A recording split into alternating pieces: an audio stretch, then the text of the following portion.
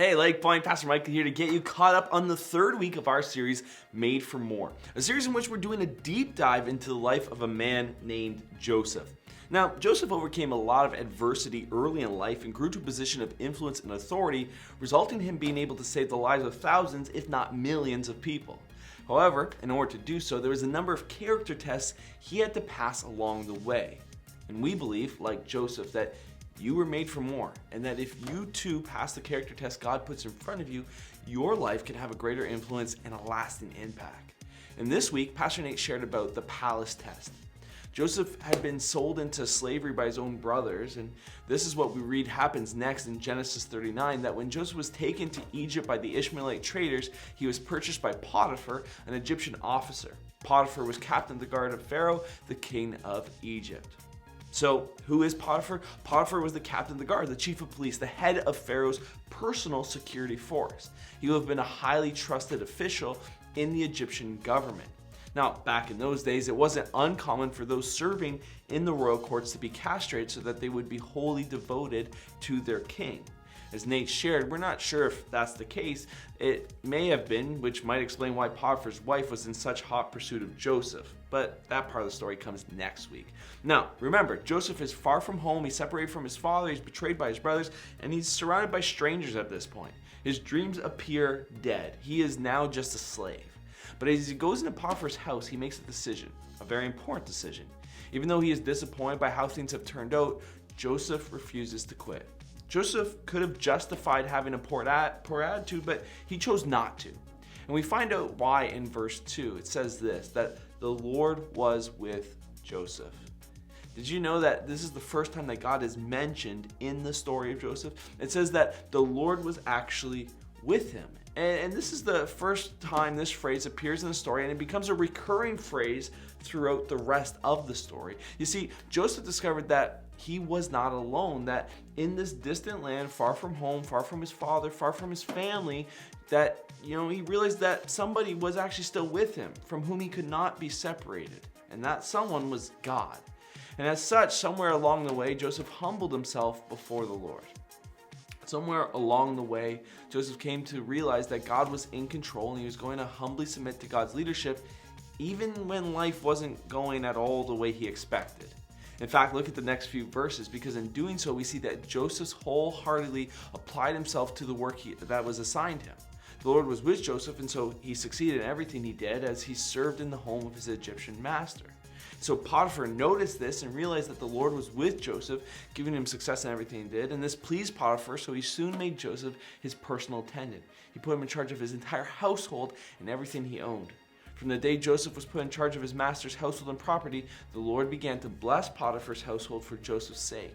All his household affairs ran smoothly, and his crops and livestock flourished. And so Potiphar gave Joseph complete administrative responsibility over everything he owned. With Joseph there, he didn't worry about a thing except what kind of food to eat. Folks, Potiphar's biggest concern was what he would have for lunch. That's crazy.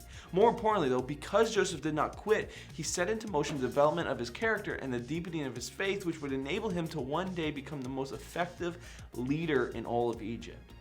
But the interesting question to think about is, what if Joseph had quit? What if he developed a bad attitude and simply gave up?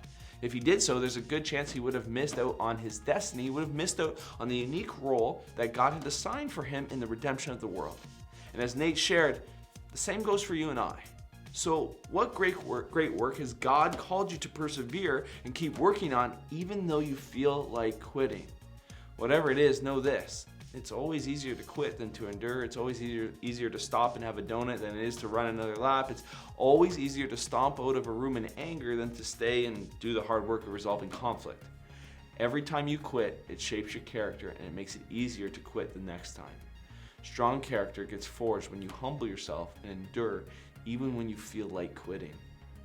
In the book of Colossians, Paul talks about how Jesus is the head of a new humanity that God is forming here on earth, a new way to be human in which we reflect the love and character of God to the world around us. It's why in chapter 3, verse 10, he writes this. He says, "Put on your new nature and be renewed as you learn to know your Creator and become like Him." That's God's desire, that you would become like Him. that when people see you, they would see God. Paul, throughout the rest of the chapter, begins to describe what this looks like in our relationships. For example, when it comes to our relationship with other Christians, Paul writes in Colossians 3:12 that clothe yourself with tender-hearted mercy, kindness, humility, gentleness, and patience. Make allowance for each other's faults and forgive anyone who offends you. Remember, the Lord forgave you, so you must forgive others. Above all, clothe yourselves with love, which binds us all together in perfect harmony, and let the peace that comes from Christ rule in your hearts. For as members of one body, you are called to live in peace. Now, there's no doubt some of us have been hurt or wounded by another Christian brother or sister. I mean, for some of us, that Christian brother or sister may have even been someone in leadership. And as such, we're tempted to write them off or even quit going to church altogether. But the Apostle Paul says, no. That's not how we do it in God's family. We forgive each other as God has forgiven us. When it comes to your relationship with your family, Paul writes this in Colossians 3:18. He says, wives, submit to your husbands as is fitting for those who belong to the Lord. Husbands, love your wives, never treat them harshly. Children, always obey your parents, for this pleases the Lord. Fathers, do not aggravate your children, or they will become discouraged. Now, once again, no doubt many of us have been wounded and hurt by a family member. Maybe it was a spouse who cheated on you. Maybe it was a parent who abandoned you or abused you. And those kind of things deeply impact you. It takes time to work through them, but with Christ, you can. The Apostle Paul goes on to describe the kind of relationship we are to have with our employer. Colossians 3:22 reads, obey your earthly masters in everything you do. Try to please them all the time, not just when they're watching you. Serve them sincerely because of your reverent fear of the Lord. Work diligently at whatever you do as though you were working for the Lord rather than for people. Paul is saying that whatever you do, do it with all your heart. Serve your manager, your employer, your company with your very best. Why? Because it's a test. God is watching to see if you will faithfully represent Him to the world. And if you do, God promises to reward you. He will cause you to succeed. And this is the reason why Joseph was promoted everywhere he went. It's because Joseph knew in all of his jobs that he didn't answer just to Potiphar or to the keeper of the prison or Pharaoh. He answered to someone far greater. He answered to God. And so he was faithful steward with whatever assignment God entrusted to him. And as Nathan shared, that is what it means to pass the palace test. Joseph passed the palace test by being a faithful steward of whatever the Lord entrusted into his care, even when there seemed to be no reward for doing so. And because of this, the Lord caused Joseph to prosper in everything that he did. Now, the word prosper often gets a bad rap today because of prosperity teachers who have turned people off from that word, but prosperity is actually a biblical word. It's used 63 times in the Old Testament. The Hebrew word for prospering means to push forward or to make progress. The Greek word for prospering means to help on the road. In other words, if you prosper other people, you help them down the road. If you prosper other people, you push them forward. You help them get farther along than where they were. And this is what God wants to do in your life. He wants to get behind your marriage and push you forward. He wants to get behind your family and push you forward. He wants to get behind your work and push you forward. This is what God wants to do, and it gives Him great pleasure. And so, how do we experience such a blessing?